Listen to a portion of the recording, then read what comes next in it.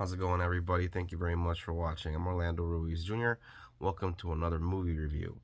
Not a classic review because this is a newer film and kind of fitting. About a year ago that I started my channel, one of the first films that I spoke about or reviewed was the original Scream, and around that time, Scream 5, or it was just called Scream 2022, came out, and did a review of that film and even did a Scream ranking.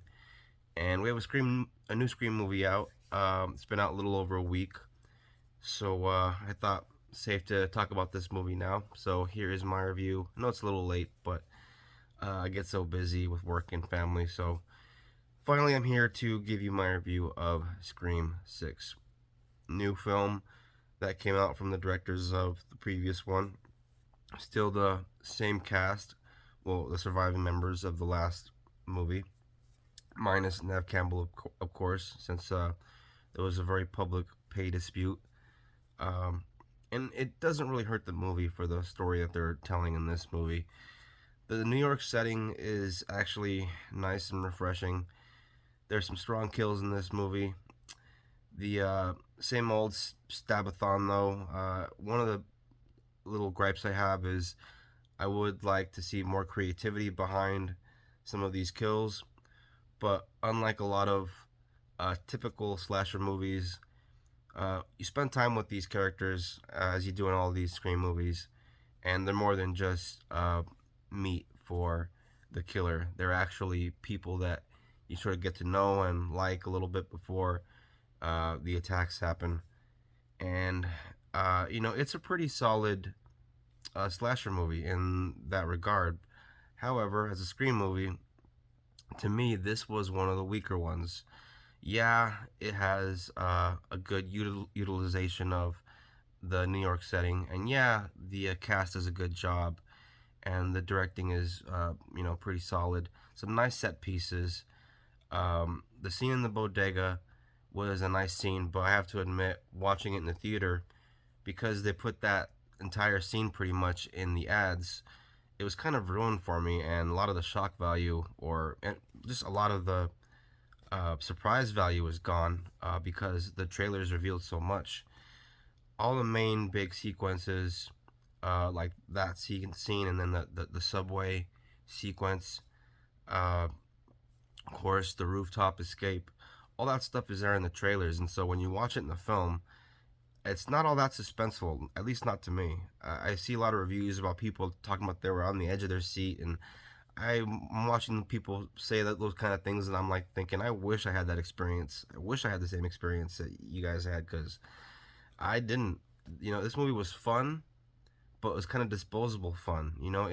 Once it was over, I didn't really care. I enjoyed it while I watched it, but one of the things that made it a kind of throwaway movie for me was didn't really feel like there was any real danger or any real stakes. And one of the big reasons for that was this movie's trying to have its cake and eat it too. I mean, it's trying to, uh, let certain people survive when they've been attacked in certain ways. There's one scene where a guy gets stabbed by multiple stab wounds right in the chest and stomach, and you're like watching it thinking, there's no way he's gonna live through that.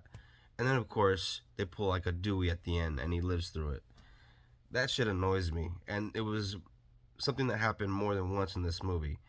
That's what I mean when I say they're trying to have their cake and eat it too. They want to provide these cool kills at the same time, not really, by letting a lot of people survive. And you gotta have some of these main cast members die. Otherwise, there's no, feeling of fear or danger or no stakes. So that's the thing that held this movie back for me. Another big thing that held this movie back for me, and now I'm getting into some spoiler territory, the killer reveal at the end. The actor that plays, one of the actors that plays one of the killers in the film, um, this guy was in a whole other movie, and even though I respect his work in other films, um, he was really hamming it up to the point where it was kind of cringy watching him act, and felt very cartoony, like a cartoon villain at times. And so, um, yeah, and plus the motivation I felt was derivative of another one of the sequels, Scream 2.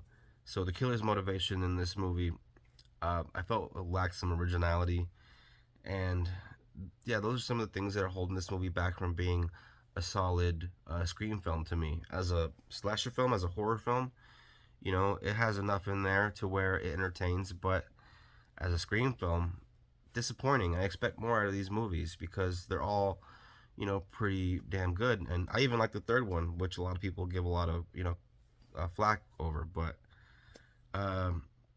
yeah, and then you have also the return of uh, Hayden Panettiere's character from Scream 4, which was okay enough, but at the same time, I know that they're trying not to uh, step on the toes of the new characters. They want to give them enough to do, so you can't really let Kirby do too much. But at the same time, I felt like her being used as an FBI agent could have been used. There was more potential there, and felt like she could have been used a little better. And her being kind of a fan favorite for a lot of people seemed a little disappointing the way she was used. Even though she had plenty to do in the movie, um, I don't know. I just felt like there could have been more done with Kirby, seeing how she hasn't been in one of these in years. It's like give her more of a pivotal or more meaningful role. She just felt like a lot of these horror movies just have a cop in the film to be the hero at the end, and that's kind of what it seemed like all she was there for.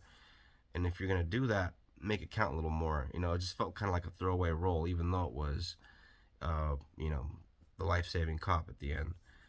But yeah, and then again, like I said a little bit ago, just the lack of stakes in this movie, uh, killing off a major character like they did in the previous movie. Spoilers for Scream 5, like what they did with Dewey Riley's character.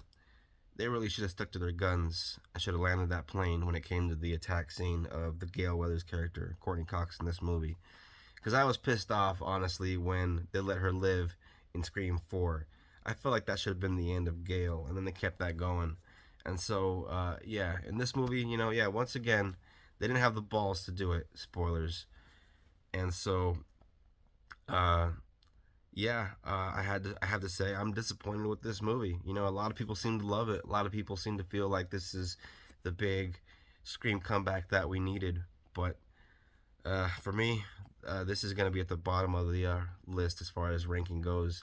Maybe that'll change on me with repeat viewings. I don't know, but for my initial first viewing, yeah, not all that much to write home about, unfortunately. I mean, yeah, fun cast and some well put together set pieces, but the trailers honestly spoiled the hell out of those scenes for me. And so, like I said, I did enjoy the movie to a certain degree.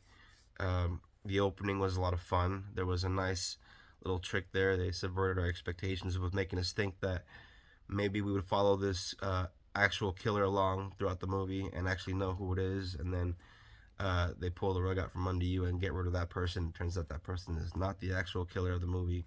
But yeah, overall, I give this movie 2.5 stars, and hopefully, when they do come out with the next movie, they tweak some things a bit to where they change some of the things that I just brought up. Not that they're gonna watch this and say, "Hey, we gotta listen to that guy," but I would like to see some of these deaths actually be deaths. I like to see some of them count. I like to see some of these people not make it, because that's the point of these movies. Not everybody's supposed to make it.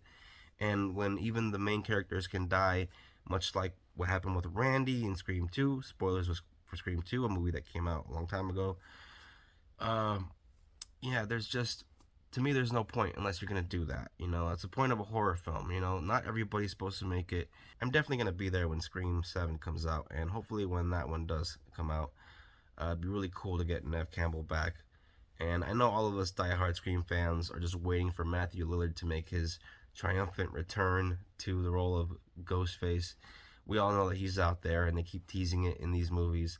And so that'll be really cool the day that they let him come back, if they ever do.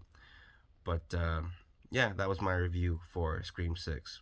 So thank you very much for watching, and look out for the next classic movie review coming to you as soon as possible. Everybody have a good one. Take care, and God bless.